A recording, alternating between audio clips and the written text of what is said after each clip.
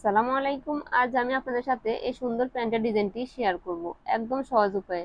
আর আপনারা পুরো ভিডিওটা স্কিপ না করে দেখবেন, এক দেখাতে এই সুন্দর প্যান্টটি তৈরি করতে পারবেন। ভিডিওটি শুরু করার আগে আপনাদের কাছে একটা রিকোয়েস্ট থাকবে, যারা আমার চ্যানেলে নতুন তারা অবশ্যই আমার চ্যানেলটিকে সাবস্ক্রাইব করে রাখবেন। এই সুন্দর প্যান্টটি তৈরি করার জন্য এখানে আমি কাপড় নিলাম 2 গজ 4 গিরা পরিমাণ। কাপড়টাকে আমি প্রথমে 2 ভাঁজে ভাঁজ করে নিলাম। উপরের সাইডটা আমি বন্ধ সাইড রাখলাম, নিচের সাইডটা আমি খোলা সাইড রাখলাম। আপনারা চাইলে উপরের সাইডটাও বন্ধ সাইড রাখতে পারেন। এখন আমি কাপড়টাকে 4 ভাঁজ করে নিচ্ছি। আমি কিন্তু পুরো কাপড়টাকে 4 ভাঁজ করব না, কারণ আমার যতটুকু প্রয়োজন ততটুকুই করব। এখানে আমি পাশ নিচ্ছি 15.5 ইঞ্চি, লম্বা নিচ্ছি এখানে 40 ইঞ্চি। প্যান্টের লম্বা হবে 41 ইঞ্চি, সেজন্য আমি উপরে 4 ইঞ্চি করে জয়েন্ট করতে হবে। এখন আমি হাইয়ের অংশটা নিচ্ছি 18 ইঞ্চি। 18 ইঞ্চি থেকে 4 ইঞ্চি বাদ দিয়ে আমি 14 ইঞ্চি নিলাম। প্যান্টের পায়ের মুখ নিলাম এখানে 7 ইঞ্চি। 7 ইঞ্চির মধ্যে এখন হাইয়ের থেকে আমি রাউন্ড করে দাগ দিয়ে দিচ্ছি। এখন আমি দাগ বরাবর করে কাপড়টাকে কেটে নিব। হাইয়ের অংশটা আমি 4 ইঞ্চি বাদ দিলাম, কারণ হচ্ছে উপরে আমি 4 ইঞ্চি অ্যাড করব, সেজন্য আমি হাইয়ের অংশ থেকে 4 ইঞ্চি বাদ দিয়ে কাপড়টাকে কেটে নিলাম। এখন আমার প্যান্টের মূল অংশটা কাটা শেষ। এখন জোড়ার অংশটা আমি কেটে ফেলে দিচ্ছি। এই যে দেখেন, এখন আমি প্যান্টের উপরের অংশের জয়েন্টের জন্য আমি এখানে দুই পাটে কাপড় আছে, দুই পাটে আমি 4 পাট কাপড় নিব। যে দেখেন, আমি সোজাসুজি করে একদম কাপড়টাকে বিছিয়ে নিলাম। এখন 4 ইঞ্চির মধ্যে আমি দাগ দিয়ে দিব। পুরোটা লম্বা করে আমি 4 ইঞ্চির মধ্যে দাগ দিয়ে দিব। পাশের অংশ নিলাম আমি এখানে প্যান্টের মধ্যে নিলাম কিন্তু 15.5 ইঞ্চি, এখানেও নিলাম 15.5 ইঞ্চি, কারণ জয়েন্টের জন্য পুরোটা অ্যাকুরেট থাকতে হবে।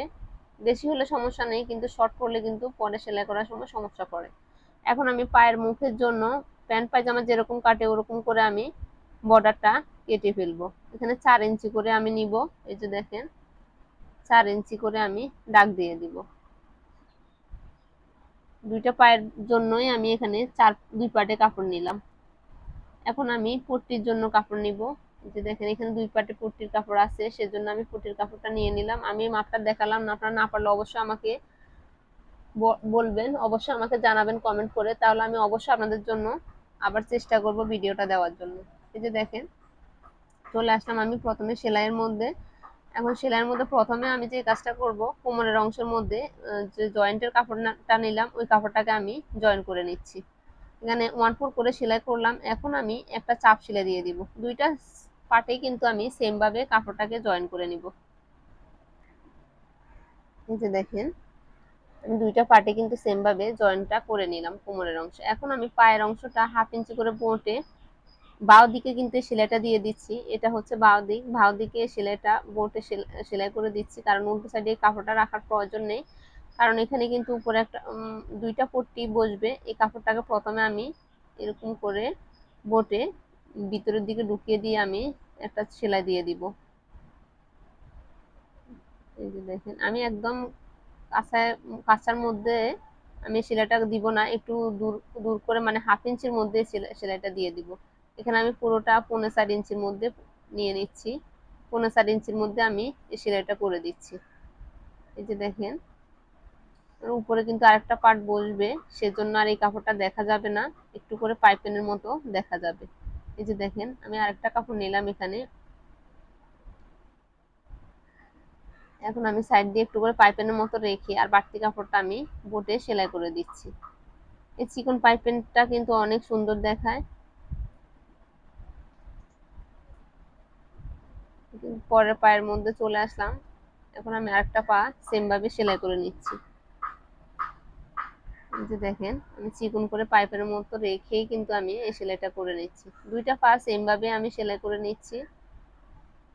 এই যে দেখেন, এখানেও পাইপের মতো দেখা মতো রেখে বাদ রেখে, মানে এখানে 1 সুতা পরিমাণ করে আমি বাদ রেখে তারপরে আরগুলা সেলাই করে দিচ্ছি, মানে বোটে ভিতরের দিকে ঢুকিয়ে দিয়ে সেলাই করে দিচ্ছি।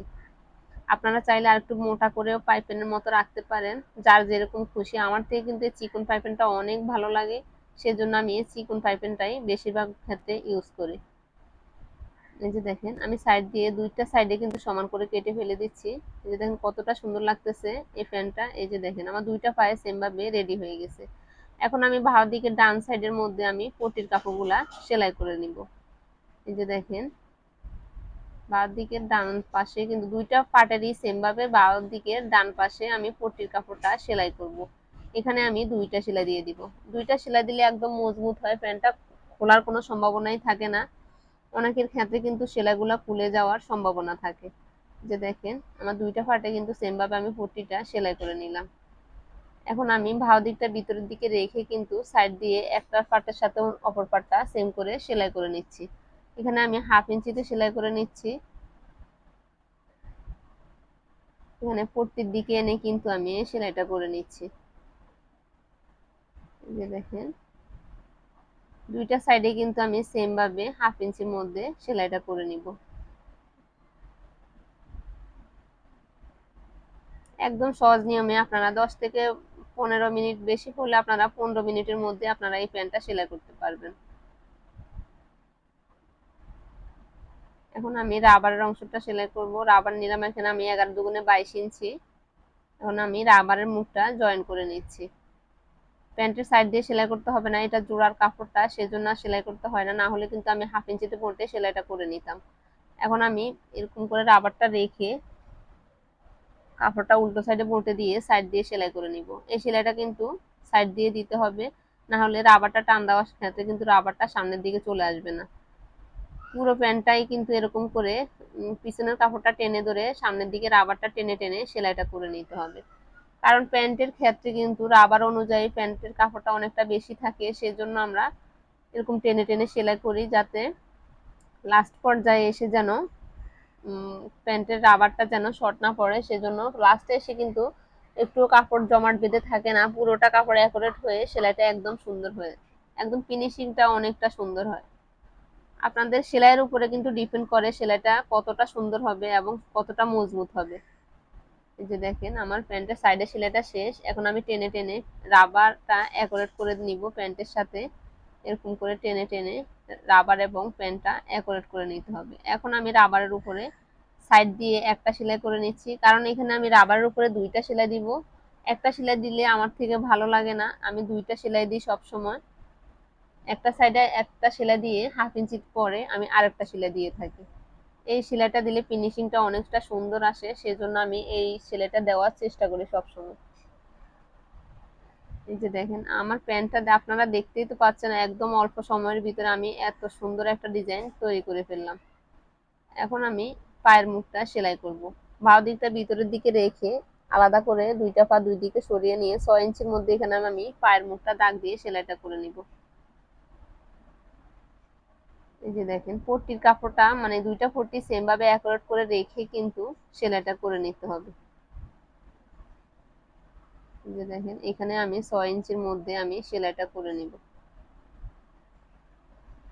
এখানেও কিন্তু দুইটা সেলাই দিয়ে দিতে হবে। আমি একটা সেলাই আপনাদেরকে দেখালাম, পরে আমি আরেকটা সেলাই দিয়ে দিব। এই যে দেখেন আমার প্যান্টটা কতটা সুন্দর হয়েছে। আজকের ভিডিওটা এই পর্যন্ত। ভালো থাকবেন সবাই। আসসালামু আলাইকুম, আল্লাহ হাফেজ।